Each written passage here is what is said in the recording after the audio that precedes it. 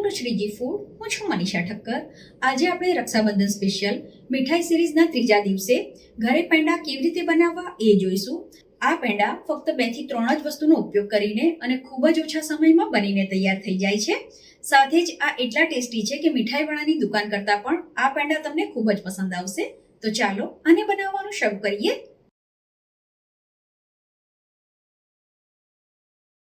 પેંડા બનાવવા માટે સૌથી પહેલાં જાડા તળિયાવાળી કે નોનસ્ટિકની કઢાઈ લેવાની અને એમાં 1/4 કપ ખાંડ ઉમેરવાની છે.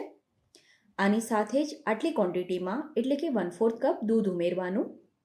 હવે આ બંને વસ્તુને મીડિયમ ગેસ ઉપર ગરમ કરી લેવાની છે. દૂધ ગરમ થાય એટલે વચ્ચે વચ્ચે આને આ રીતે હલાવતા રહેવાનું, જેથી ખાંડ ઝડપથી આની સાથે ઓગળી જશે. તો ખાંડ આમાં સરસ રીતે ઓગળી જાય એટલે આમાં 200 ગ્રામ પનીરને છીણીને ઉમેરવાનું. અહીંયા તમે ઘરનું બનાવેલું કે માર્કેટનું કોઈ પણ પનીર લઈ શકો છો.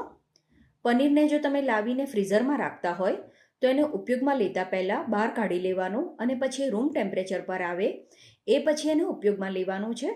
પનીરને તમે હાથથી મસળીને ઉમેરવાના બદલે આ રીતે છીણીને ઉપયોગમાં લેશો તો એનાથી પેંડાનું ટેક્સચર ખૂબ જ સરસ આવે છે. તો બધું પનીર આપણે છીણીને આમાં ઉમેરી દઈએ. એ પછી આમાં આપણે અડધો કપ અથવા તો 4 મોટી ચમચી જેટલો મિલ્ક પાવડર આમાં ઉમેરવાનો છે.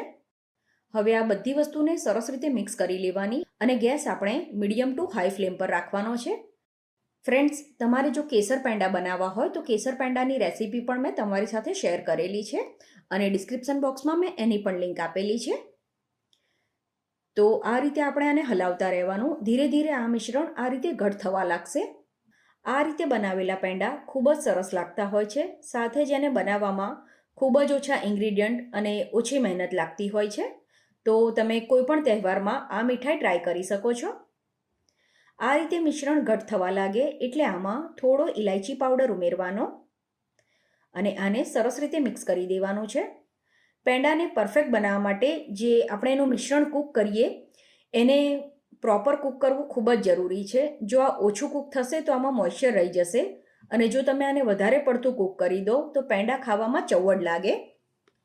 એટલે આને શેકતી વખતે ગેસની ફ્લેમનો અને કયા ટાઈમે ગેસ બંધ કરવો એનું ખાસ ધ્યાન રાખવાનું છે. તો આ રીતે મિશ્રણ ઘટ થઈ જાય એટલે આપણે ગેસ બંધ કરી દેવાનો અને છેલ્લે આમાં 1 ચમચી જેટલું ઘી ઉમેરવાનું છે. આમાં વધારે ઘી ઉમેરવાની જરૂર નથી. ફક્ત આપણે આમાં ફ્લેવર પૂરતું જ ઘી એડ કરવાનું છે.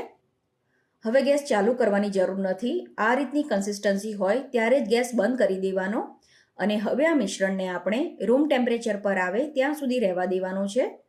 આ રીતે પેંડાનું મિશ્રણ બનાવીને તમારે આખી રાત રહેવા દેવું હોય અને બીજે દિવસે પેંડા બનાવવા હોય તો પણ બનાવી શકાય. અત્યારે મેં આને અડધો કલાક રહેવા દીધું છે અને અડધો કલાક પછી તમે જોઈ શકો છો એકદમ પરફેક્ટ આ રીતનું આનું ટેક્સચર આવી ગયું છે. હવે આમાંથી જે પણ સાઇઝના તમારે પેંડા બનાવવા હોય એ પ્રમાણેના ગોળા બનાવીને પેંડા બનાવી દેવાના.